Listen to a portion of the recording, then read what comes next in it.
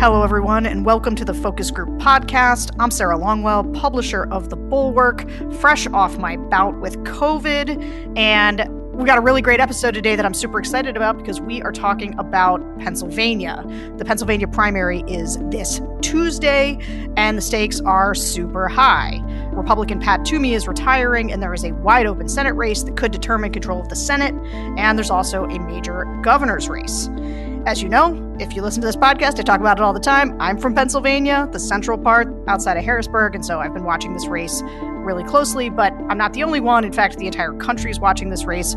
You know, Pennsylvania has become the swing state with the most electoral votes now that Florida's gotten pretty red. It's also a bellwether for how other swing states are likely to vote.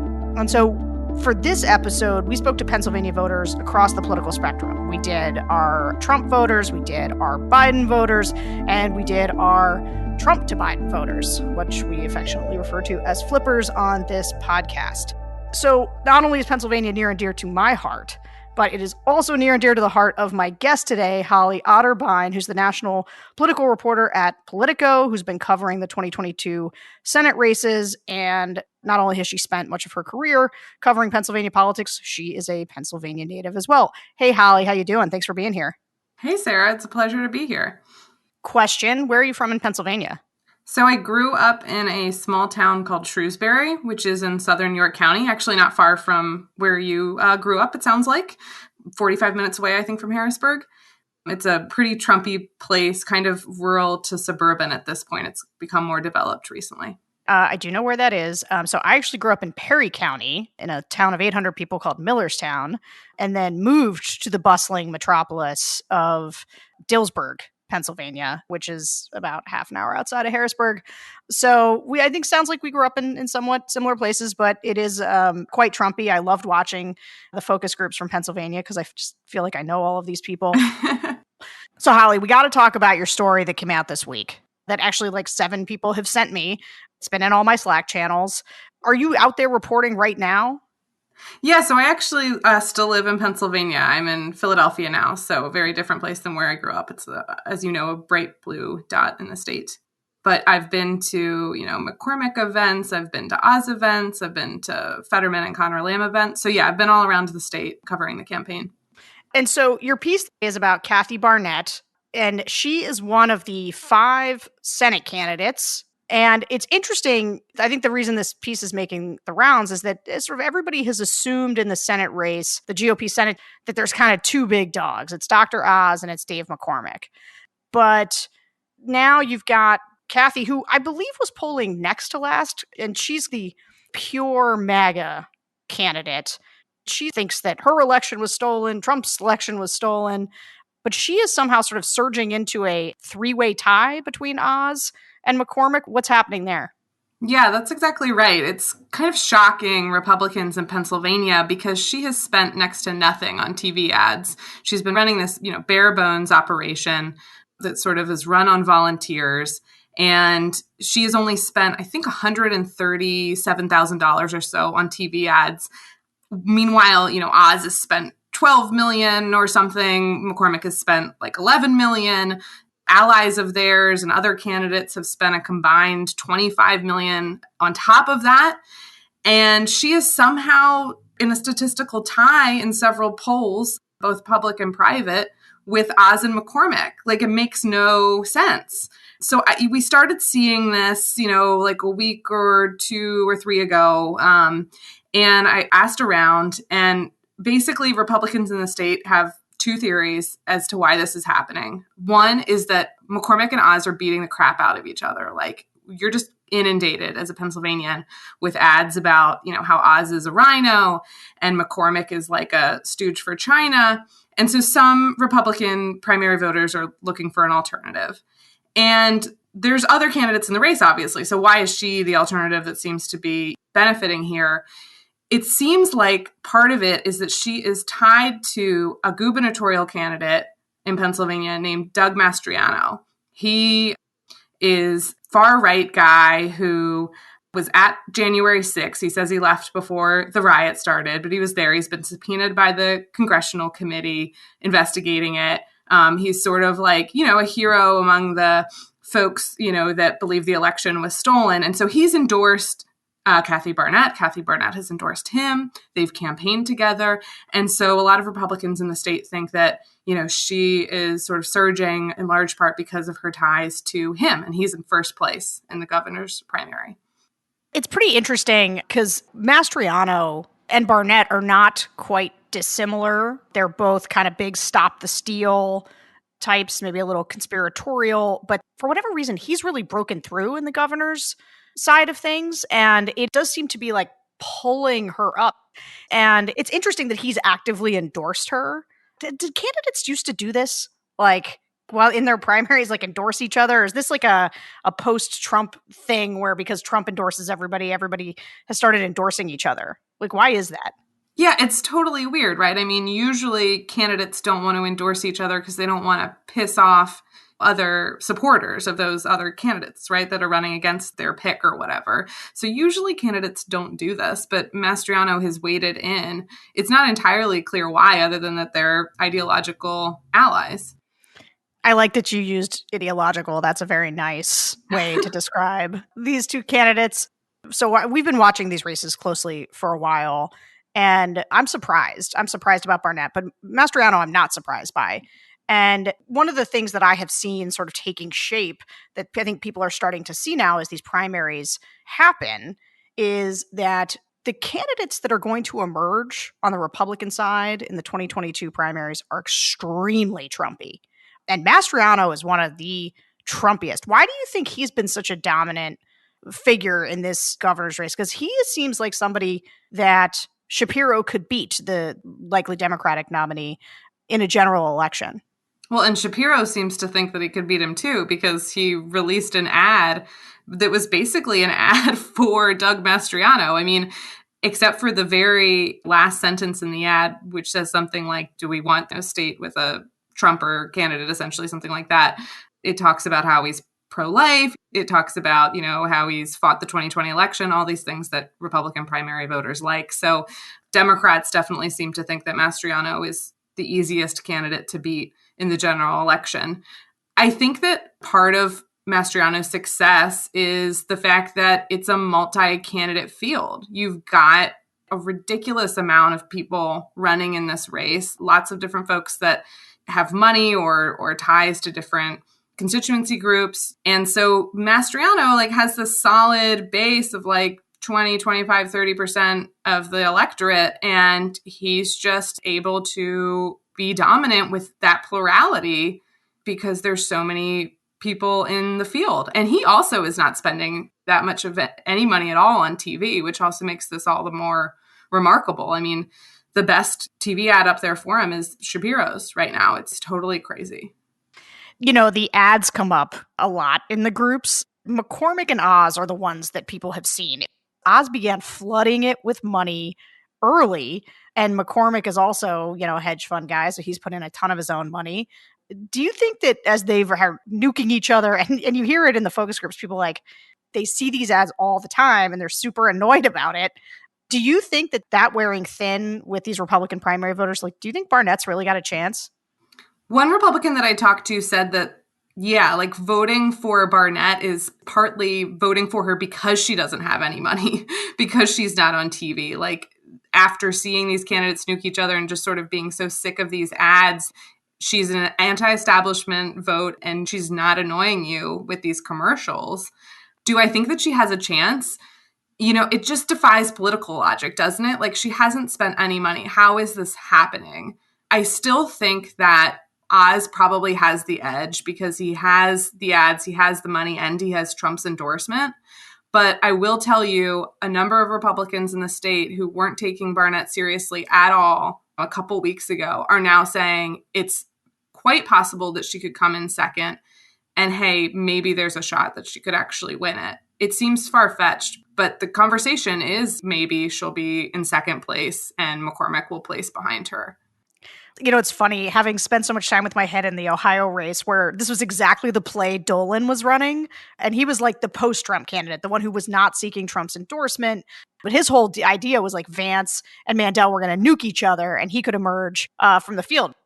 Unfortunately, I think there are only so many suburban voters and it wasn't enough for him to get out of third place ultimately. Whereas for Barnett, there are a lot of base MAGA voters who think that the election was stolen. And so just the availability of a larger pool of voters could get it done for her. But you brought up Dr. Oz, and, you're right. He's got the name, he's got the endorsement, he's got the money.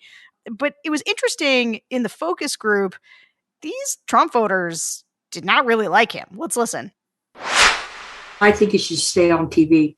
I think from obviously a medical standpoint, he's brilliant. From a political standpoint, I think he's putting on a front, quite honestly. I think he's trying to follow what he thinks Trump did, which is I've got a good TV show, I've got a lot of money, I've got friends everywhere you look. So I think he's thinking, well, if Trump did it, I can do it too. Mm-hmm. And then he got the endorsement of Trump. So he's like, well, if Trump thinks I can do it, then I really can do it. So for me, stick with what you're good at. He's a very educated man. I think he has some great concepts.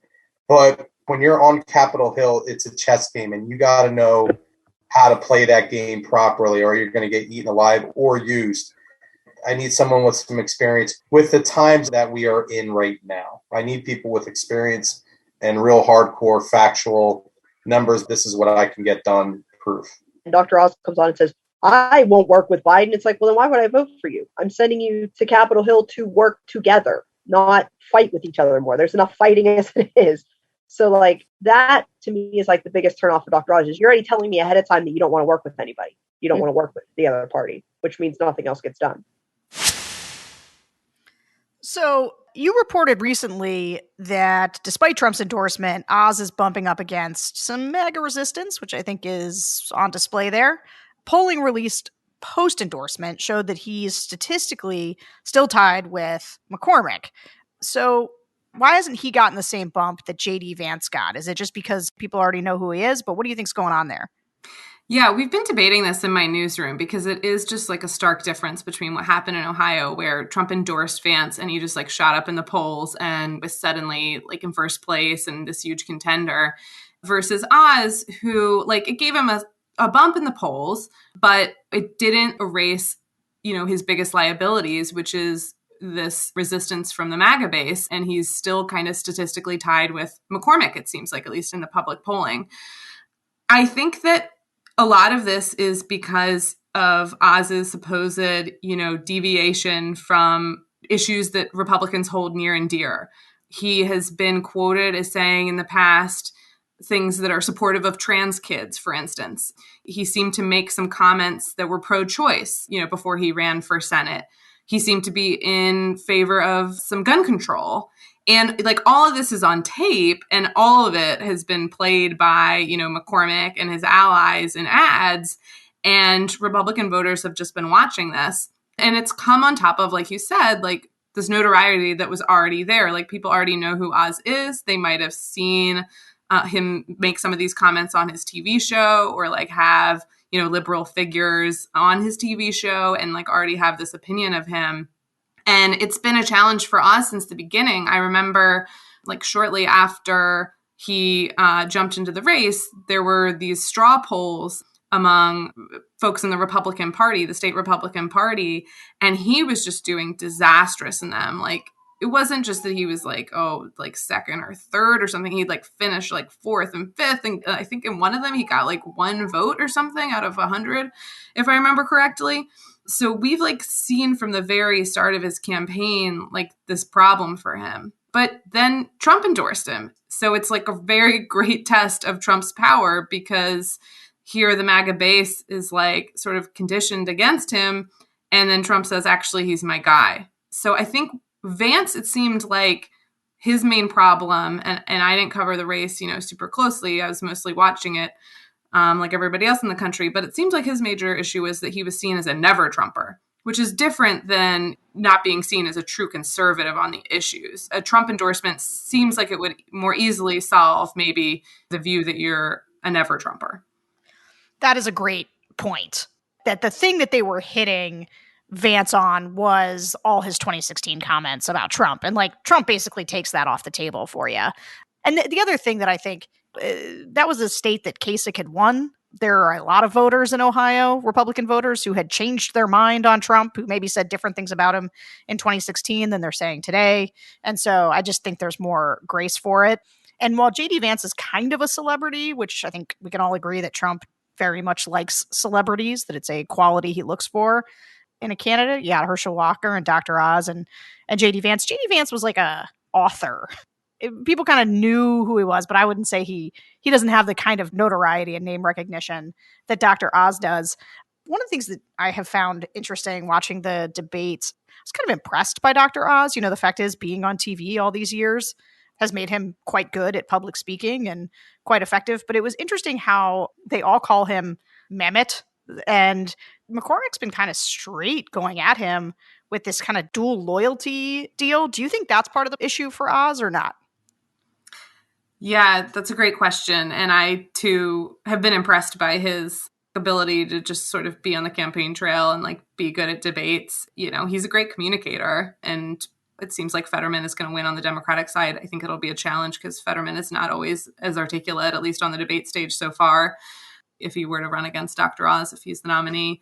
As for the question, you know, about folks referring to him as Mehmet Oz and this dual citizenship thing, you know, I think that it's fair to say that part of this is sort of a veiled attack on Oz's Muslim identity, right? Like, it's sort of unusual to repeatedly say a candidate's name. Usually that's like campaign no-no, like you don't want people to know your opponent's name. And to just like say it as often sort of seems like a dog whistle to me. I think it's a totally fair question as to whether that's part of what's going on here. I haven't talked to any voters who have acknowledged that that is an issue, but I have heard from Republicans in the race that they think that it might be a factor. Yeah. Yeah, it's interesting. I mean, it did not come up in the focus groups. It was more just like totally rolling their eyes at Dr. Oz and his whole, what he's known for. And you heard it there in the groups, you know, stick to what you know, go be a doctor, don't be a politician. And it's funny, actually, Trump had a rally, and listen to the response when he pitched Dr. Oz to the crowd. My friend, Dr. Mehmet Oz, he's a great man. But first, we have to secure a massive victory for Dr. Oz in this primary. So get your friends, get your family. I don't know. They don't sound that psyched to me. That is brutal. Yeah. Brutal. I was watching it online, so I couldn't hear it that well, although I saw people tweeting about it. But geez, it's really striking, isn't it? It was interesting seeing like all of the national reporters at that rally because they were all interviewing, you know, rally goers, obviously. And there was just a ton of press that streamed out afterwards, you know, that basically said, I talked to, 20 Trump supporters and only one of them says they're voting for Oz. Like, clearly that was not the intention of the Oz campaign with this rally.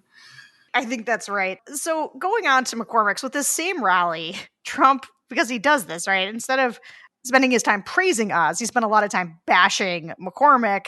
You know, he claims that he managed money for communist China, said that he was a candidate of special interest, globalist, Washington establishment. But I would say McCormick did sort of better than Oz in the focus groups, but even they were kind of mixed. Let's listen. I've seen that, like, he was in the military, that he's very pro-gun. The big confusion that I have with him is he seems to be very Trump loyal. Like, is he just trying to pull in Trump voters? You know, I don't really get why he's mentioning that when, you know, you have Trump who endorsed Dr. Oz. He's a alpha male driven personality, hard charger kind of guy. I don't really feel confident that his basis of understanding of what it's going to take to turn the tide is there. I think if he had more of a grassroots approach and more direct within the community, I would feel a little bit stronger toward him. I believe he was the former Treasury Secretary for a brief time. So that, combined with his military experience, he does have a lot of life experience, if you will. I believe he was a pretty big hedge fund guy. So he's got a lot of money. He knows what he's doing. Obviously, people that have a lot of money want to make more money, but they can't do it alone. And, you know, you would hope that he would want to bring the party along with him, along with everybody else, in making an economic turnaround, if you will. So if I was a pollster looking at these groups, I guess I would say that McCormick's negatives seem not as bad as Oz's do. Like people have a more negative reaction, but I wouldn't say these people are positive about McCormick, right? There's just kind of a like, I don't know, he seems okay. I don't know that much about him. Well, as I have watched him, I think he wanted that Trump endorsement. I suspect actually because he probably wouldn't do like the full-throated the election was stolen bit the way that Oz was willing to do. I think that might have edged him out of contention. But, his wife, Dina Powell, was in the Trump administration. Hope Hicks is an advisor. I'm sure he would have liked it if Trump had stayed neutral because he is being interesting. He talks about Trump a lot. He says he's like a Trump candidate. He wants to affiliate himself with Trump, and he is going hard at Oz, being pro-abortion and everything. But he's not breaking through either. What does he seem like on the trail? Do people like him? Yeah, I mean, I think you're totally right. And the polls have shown, too, that his negatives are not as high as Oz's. But there doesn't seem to be a ton of excitement for him. And I think there's a perception among some voters that he's like, a word that I've heard about him is quote unquote globalist, which is a loaded term, obviously, because he's this former hedge fund CEO, like that did work with China, that he's not like truly a MAGA person. And yet he's, like you said, gone really hard after the MAGA vote, hired up all of these former Trump aides. A lot of his ads have referenced Trump and Trump supporters. And like, it's just kind of a muddled message, One Republican that I was talking to said that he hasn't really stood out on any issue, that it's just sort of been a hodgepodge. And I think that that's maybe why you're seeing some Republicans decide like, hey, they want to fall in love. And so they're going for Kathy Barnett, who's like, in their eyes, the real deal. I mean, it's funny because she did not come up at all. I think one person mentioned her in the focus group. And yet you could just see how somebody could sneak through because they're incredibly ambivalent on the two front runners for sure. All right, we're going to take a quick break and then we're going to come back and we're going to talk about the Dems. We'll be right back. Hey guys, it doesn't take a genius to realize we're headed back to the 70s. Inflation's at an all-time high and the Fed is sounding the alarm. But every cloud has a silver lining. In fact, I've found what I'm calling the 1970s opportunity. Because while the 70s weren't perfect, the housing prices weren't insane, people could still afford food, and gold soared from $200 to $2,500 per ounce in the following decade. While gold is at a high today, the 1970s opportunity today ain't gold. It's the $1.7 trillion market that's over 275 years old. It's been making the rich even richer, and this opportunity is being swept under the rug. But our listeners can uncover the rest of the story at masterworks.io and use promo code Focus Group. That's masterworks.io, promo code Focus Group. Before deciding to invest, carefully review Regulation A disclosures at masterworks.io/CD. Again, that's masterworks.io, code Focus Group. And we're back talking to Holly Otterbein about Pennsylvania. You brought up Fetterman, Lieutenant Governor of Pennsylvania. And you made a prediction. You just dropped it right down, said Fetterman, you think he's going to win. What makes you say that? I mean, every public and internal poll that I have seen has shown him way out ahead and like he's gaining in these final weeks, perhaps because it's, a rally around the frontrunner effect. He's just like ahead by like 20 points plus. I think that's just incredibly difficult to overcome, barring some massive mistake by Fetterman, which, hey, it could happen. He, is not the most disciplined candidate. He speaks his mind. That's part of his appeal is that he's sort of seen as this anti-politician. So, perhaps something could happen in these final days of the race. But if that doesn't happen, like, I don't see it. I'll just say, like, my centrist heart, my former moderate Republican self, who now is looking real hard at these moderate Dems. I was a big fan of Conor Lamb. Really thought he had a chance to win this general election. Anybody who follows the Bulwark stuff that I do knows that early on, me and my secret podcast mate, Jonathan Last, we had a real disagreement where I was really saying that Lamb was the right guy to nominate. And JVL was like super pro Fetterman, said, no, Fetterman's got it. And I fought with him until I did my first focus group in Pennsylvania, the Pennsylvania Democrats. And like nobody barely knew anything about Conor Lamb. And they all like loved Fetterman.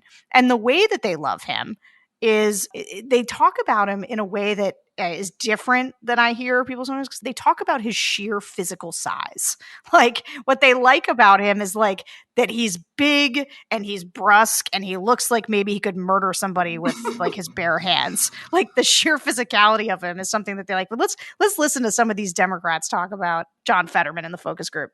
I love him. I think he's awesome. I think he is a visual representation of Pennsylvania.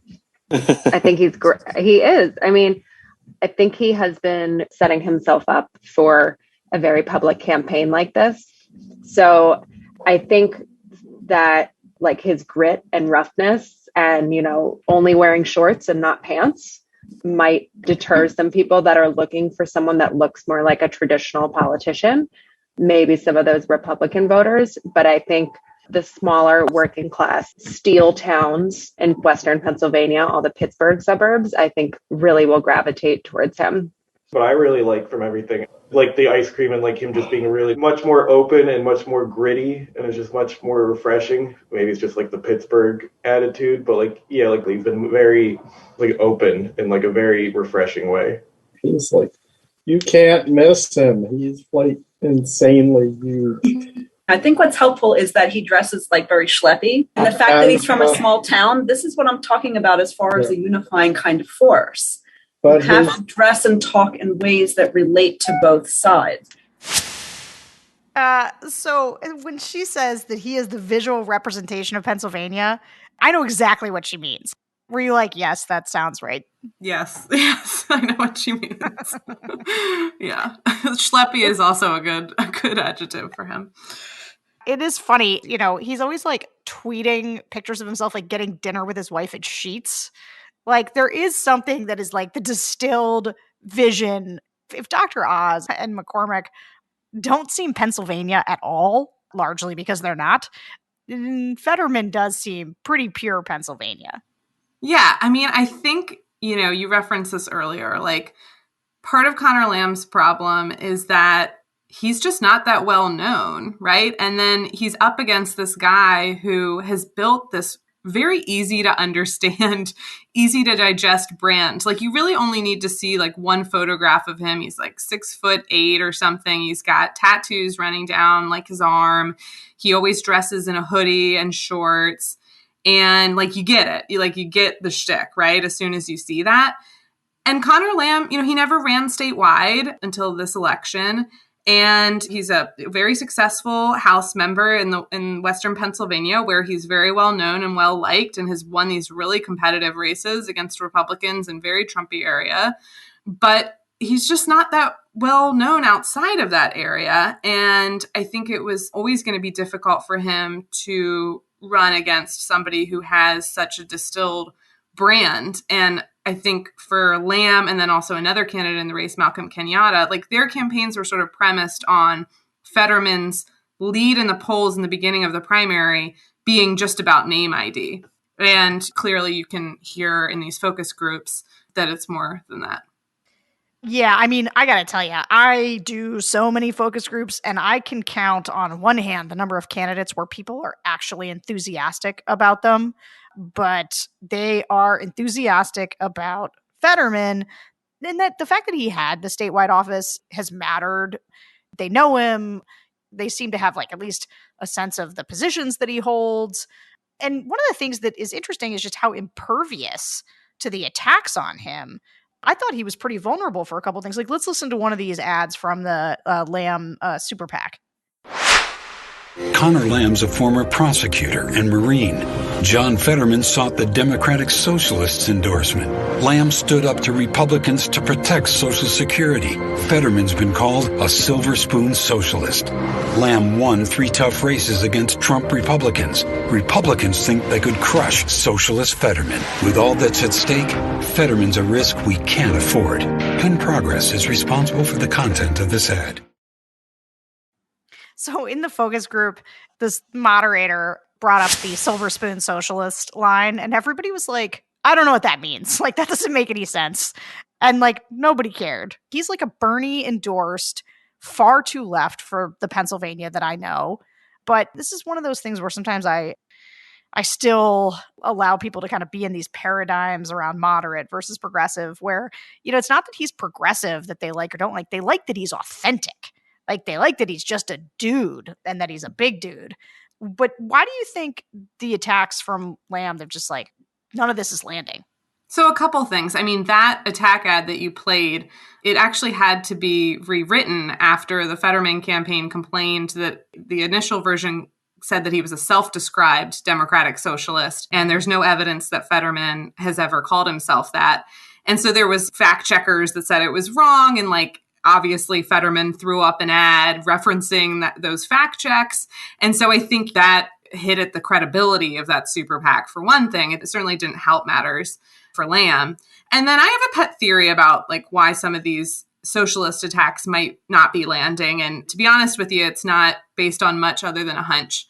But I think that it's hard to paint a guy that looks like John Fetterman as a socialist. He looks like a Trump voter.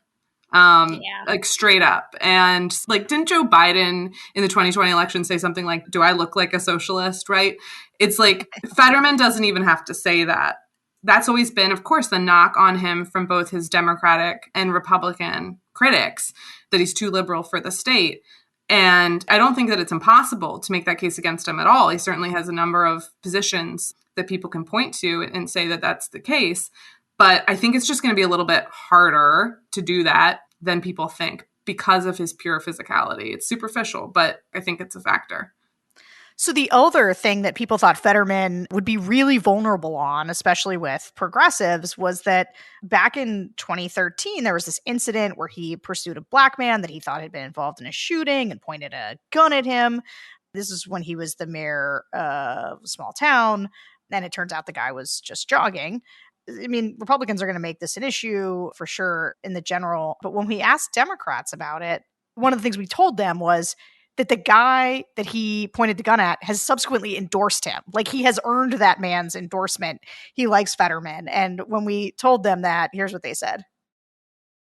I hadn't heard that, but that's pretty cool. It's worth a lot. That's a one-up incident. It'd be one thing if Fetterman had a history of doing that. So it doesn't seem like voters are going to hold him particularly accountable. It doesn't seem like this is the thing that's going to knock him out, right? It's really fascinating. I think it's still a little bit hard to say what impact this is going to have because no one has actually put money behind this attack. The Lamb Super PAC, for whatever reason, decided not to use this. There was a very, very, very small radio buy that brought this up, but that was it. So I do wonder when the Republicans put money behind this, assuming that they will, what impact will it have? Will they be able to, discourage young voters, black voters, progressive voters from turning out in the general election if they hear about it? We'll see. The other thing that's, going on as people are maybe discussing this issue is that Pennsylvania is seeing a boom in homicides, like, many places in the country and in some of our cities, and particularly in Philadelphia. And so I wonder how that will impact how people are thinking about it. Like, to be totally blunt, are some people actually going to like the idea of a vigilante? We'll see. I wouldn't put it past voters. You took the words right out of my mouth, that I think that there is a chance that that helps him as much as hurts him. And actually, the thing that I thought was the most interesting was with the Trump to Biden voters, with our flippers, our swing voters. Listen to what they had to say about Fetterman. He's one of the people that hits the streets and talks to the people. So he's really well respected in that regard. And his wife is another nationality. I can't recall what, but they do a lot in the local community. And he's very well liked by the people. I see a lot of his ads, and there's something about him, the ads, that is effective. I mean, it's made me more curious about him. He seems Is he like the big guy? The big guy? Yeah. I think it'd be a real tough sledding against that guy. I mean, I know a lot of people both sides of the aisle that like Fetterman. I don't think a Republican would stand a good chance against him. So you said something earlier. There's a Dr. Oz Fetterman matchup that Dr. Oz is smooth. He is good on the stump. He is good on the stage. Fetterman bailed. He didn't even show up to the first debate. The subsequent ones, he's sort of grunts a lot. He's kind of monosyllabic. He talks just like he looks. He never smiles. He grimaces and through the whole thing. And yet the swing voters like him, and they think that other Republicans will like him. But what do you think it would be like, this matchup, whether it's McCormick or Oz or Barnett? How is Fetterman going to stack up there? I don't know. Can he ride through a general election on the fact that a lot of people just think he looks Pennsylvanian?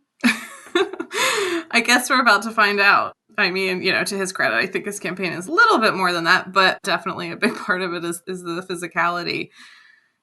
Against McCormick, I can kind of see that campaign play out very clearly, right? I mean, Fetterman would run against McCormick as the embodiment of all the things that he's running against, right? He's the hedge fund guy. He's Mitt Romney Redux. He's, hurting the working man. And here's Fetterman, who's pro-union. That's very easy to envision. I feel like that playbook has been written 1,000 times. Against Oz, it's hard for me to picture. And Democrats that I talk to, say the same thing, that running that campaign against him is just, it's not as clear cut. Because, if Lamb were running against Oz, you could see maybe, a normal guy versus, weird, unusual candidate campaign, But, Fetterman's a weird, unusual candidate, too. So we'd have, two sort of bizarro candidates running for Senate against each other. I do think that although Oz is definitely a smooth operator compared to Fetterman in the debates, maybe the debates don't matter. I mean, like you said, Fetterman has sort of grunted his way through all of these debates and hasn't even moved the needle in terms of polls. And I think Fetterman has actually moved up in the polls since then. And he definitely hasn't won those debates, right? His supporters would really, say that. And it doesn't seem to matter. So maybe that doesn't really factor in. Against Barnett, I have just started even thinking about Barnett as, a potential front runner. So that one is even harder to envision than against Oz. Yeah, Pennsylvania, it's going to get more normal. It's going to continue to be crazy from here on out. So we've got a couple more rounds of clips to play, Trump voters and what they think of John Fetterman. But before we do that, let's take a quick break. Hey, do you ever feel like you're living in a media bubble? It's harder than ever to find views that challenge your own? You probably do. That's why you listen to my podcast, The Focus Group. But if you like this, you're really going to like The Lost Debate. It's a podcast and YouTube show for political eclectics who crave exposure to a diversity of beliefs and perspectives. The Lost Debate covers the latest news, ideas, and trends, and it doesn't have, the bias and the manipulation that you get from all the other media. It's hosted by Ravi Gupta, a former staffer for Obama and school principal who fought Republicans at the ballot box, then fought alongside them for charter schools. And Corey Bradford, a progressive political organizer turned TikTok star who used to host a Fox News radio show. And Ricky Schlott, a Gen Z New York Post columnist and libertarian fighting to protect free speech. They come together from across the political aisle and from different generations, but they come together for debates that sound less like crossfire and more like discussions between real people. And I know you like real people because you listen to this podcast full of real people. So join the conversation. Check out The Lost Debate today. Their episodes drop Tuesdays and Thursdays, and you can find it on YouTube, Apple Podcasts, Spotify, or wherever you get your shows. Okay, we're back.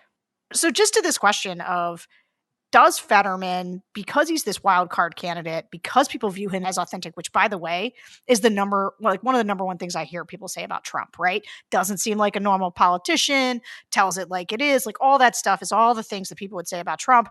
Now they say it about Fetterman. And so when we asked the MAGA groups, we got people who didn't like him, but we had some people who did. So let's listen to the people who didn't like him first. I don't like anything about the guy. I don't like his personality. I don't like his appearance. I don't like that he pulled a shotgun on an unarmed black male and held him at gunpoint, claimed to be the chief law enforcement officer of the town of Braddock, which is the most nonsensical thing I could ever hear anybody say. And this is the same guy who tattooed the names or dates of births of the homicide victims in Braddock. He's full of shit. I'm sorry for saying that. His ads say no town left behind. Well, look at Philadelphia. Over 500 murders last year. And where's the relief? There is none. He's not doing anything. If he did anything for the state, he would not have left Philadelphia behind. He's a hypocrite. He's a liar. I don't trust the guy at all. I don't think you really fixed Braddock. I think you just kind of rubber stamped it. And I don't like that he's for the legalization of marijuana. Unless you need it for health benefits, I don't think recreational marijuana should be legal. You know, we see enough car accidents with people that get drunk and then decide to get behind the wheel of the car. Is it going to be my family that you kill or seriously injure? For me, that's the biggest turnoff. He also sits on the board of pardons and parole.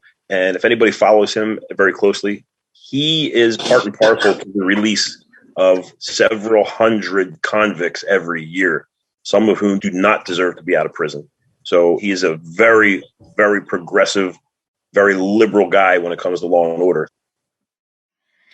So this strikes me as probably the best line of attack on Fetterman, and you can already hear kind of people, ramping up for this, which is he's a big second chances kind of guy at a time when crime is absolutely going to be probably in the top 3 issues that people are voting on. Do you think this is where he's the most vulnerable? Yeah, I think it's up there. I definitely do. This soft on crime attack. I profiled him last year and I hung out with him for a couple days. And, he was talking with an activist, who works on these issues of pardons. And he basically said something like, I'm trying to get out as many people as possible. He's talked about this in a way that I think can be, really used by the Republicans to attack him. And just, again, amid this sort of crime wave that we're seeing across the state, yeah, I think it is a liability.